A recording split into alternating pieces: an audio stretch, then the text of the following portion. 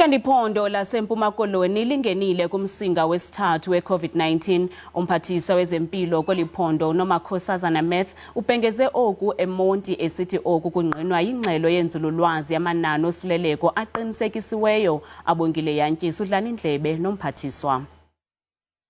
Lingenile kumsinga wesithathu iphondo leMpuma Koloni oko bekubhengiswe urhulumente wephondo, nalapho ngoku ndithetha naye uMphathiswa wezempilo apha ephondweni umama uNomakhosazana Meth. Sibulise kuwe MEC ungqinile namhlanje balingenile kumsinga wesithathu iphondo. Zeziphi izicwangciso nezibekileyo ubana angabi nagalelo elikhulu lo msinga wesithathu? Bulisa kuwe nababukele emakhaya. Siyavuma ukuba singenile kwiliza lesithathu phecelezi third wave, and kulilishwa ukuba singene ngexesha apho kukhona ukurelaxwa kwe-level, njengoba sisazi ukuba sisukile ku-level 4 saza ku-level 3. Into ethetha ukuthi ezininzi izinto ezizakwenzeka nokuvulwa kokusetyenziswa kotywala, but sithi nanjengoba besifundile kwiliza lokuqala lesibini, abantu bakokwethu siyababona uba bafuna ukudinwa ngoku zezi-non-pharmaceutical interventions zokuqiniseka uba bafake izifonyo njalo, baqiniseke uba bahlala emakhaya okanye baqelelane xa bethe bayaphupha abantu abaninzi, okanye baqiniseke uba bahlamba izandla rhoqo. Siyabacela abantu bakokwethu baqhubeke besenza njalo, kodwa akasiphelelanga apho. Siyaqhubeka nokuqiniseka uba ugonyo olu siyasenyusa ispeed, ingakumbi phaa eNelson Mandela naseSarabatman. Siqalile eNelson Mandela ngokuba sisebenze nange-weekends ugonya abantu bakokwethu.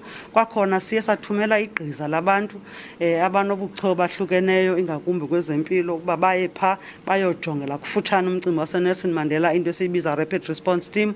Kwakhona iNelson Mandela yiyo esithe sizawuba ne-mass vaccination site ukuze sizame ukukhawulezisa ukwenyusela umsebenzi esiwenzayo we-vaccination. Sadeploya imoto ze-contact tracing, sadeploya iibhasi ezihleli phaya zokwenza i-testing, because enye into ebalulekileyo kuqiniseka ukuba abantu abathi bafumana usuleleko siyakwazi ukubafumana, bazokwazi ukuzazi istatus sabo.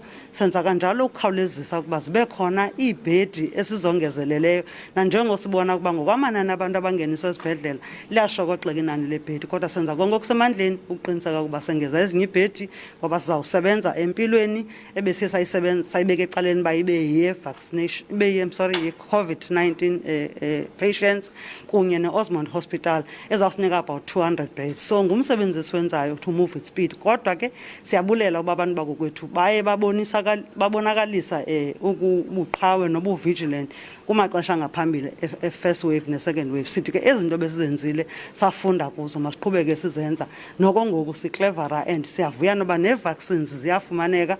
Besike sanengxaki yokuhamba kancinci ngenxa yee-vaccines ebezingafumaneki kakuhle. Now that i-Aspen eGqeberha ikhupha i-consignment yee-doses zokuba sifumane siMzantsi Afrika songeze kwi-Pfizer, sizawukwazi kakhulu ukuhambela phezulu siqiniseke uba abantu bakokwethu bayifumana i-vaccination, ekuyinto ezawusincedisa uba abantu bethu bangasuleleki xa befumana i-vaccination.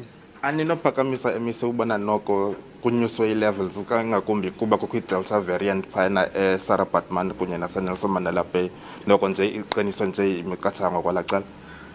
Kuba singuMzantsi Afrika omnye, and sibonile uba nakumaxesha angaphambili bingekho indlela eyahlukileyo yokutrita iphondo eline-levels ezithile zosuleleko. Kodwa into esithemba yona uba nanjengoko namanye amaphondo engekaphumi kwi-third wave, uba abantu bakokwethu nje bangenza le nto ifanelekileyo njengoba besenditshilo ngaphambili, nathi sikhawulezise lo mcimbi we-vaccination.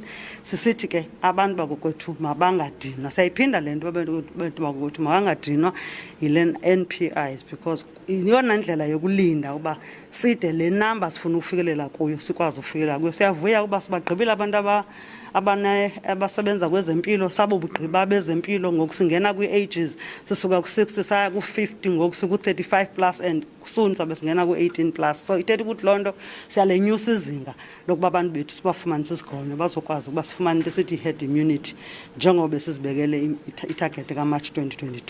Ndiyabulela kakhulu mama ngexesha lakho.